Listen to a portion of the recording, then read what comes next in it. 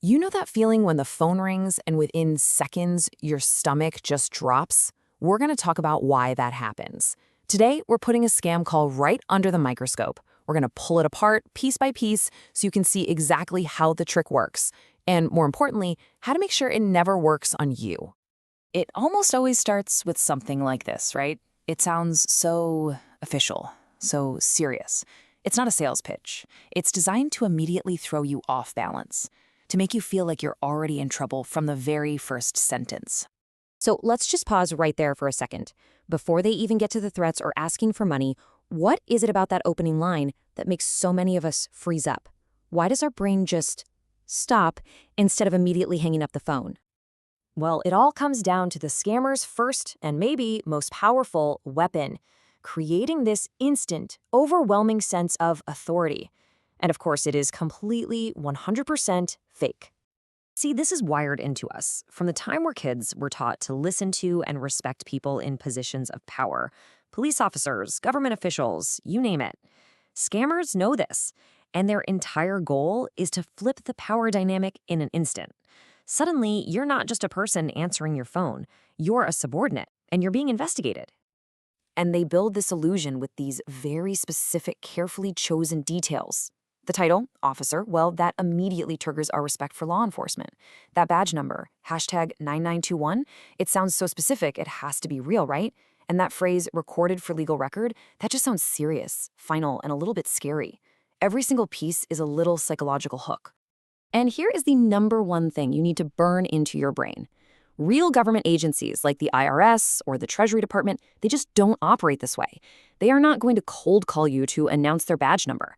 That is pure theater, and it's designed for one thing, to intimidate you. Okay, so establishing that fake authority, that's just stage one. Once they have you listening, once you're feeling a little bit intimidated, they pivot. And they pivot hard to their second tactic. This is where they try to completely shut down your ability to think logically. And there it is, the threat, the ticking clock, and the direct command. They've just shifted from making you feel small to making you feel trapped. Now it's not just a problem, it's a full-blown crisis that's about to explode in the next 30 minutes. To really get why this works, you have to know what's going on inside your own head. The scammer's goal is to light up your amygdala. That's your brain's internal panic button. Think of it like a fire alarm in a building. When that thing starts blaring, it doesn't matter what the architect's blueprints say. Everything just stops. Your logical brain, your prefrontal cortex, the part that would normally say, hey, wait a minute, it gets totally shut down. And make no mistake, that is not an accident. That is the entire strategy. That 30-minute deadline isn't real. The arrest warrant isn't real. Their only job is to flood your system with stress hormones, to crank up the panic so high that you literally can't think straight.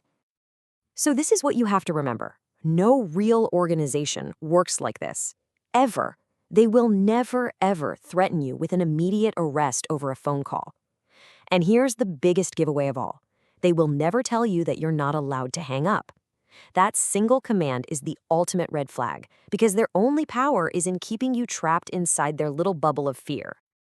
All right, we've taken their playbook apart. We've seen the moving pieces. Now let's put together our defense. It's actually pretty simple when you know what you're looking for. Just think of this as your scam detection checklist. The second a call starts ticking these boxes, the game's over. An unexpected call from an officer who gives you a badge number? Check.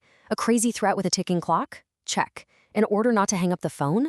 That's it. Checkmate. You know exactly what this is. So, after all that psychology, all that manipulation, what's the ultimate countermove? It is the simplest thing in the world. You hang up.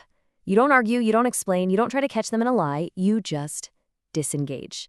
The second you hang up, all of their power vanishes. It gives your logical brain the room it needs to breathe and take back control from that panic button. So as we wrap this up, just think about that for a moment. The psychology they use is pretty powerful, but you know what's more powerful?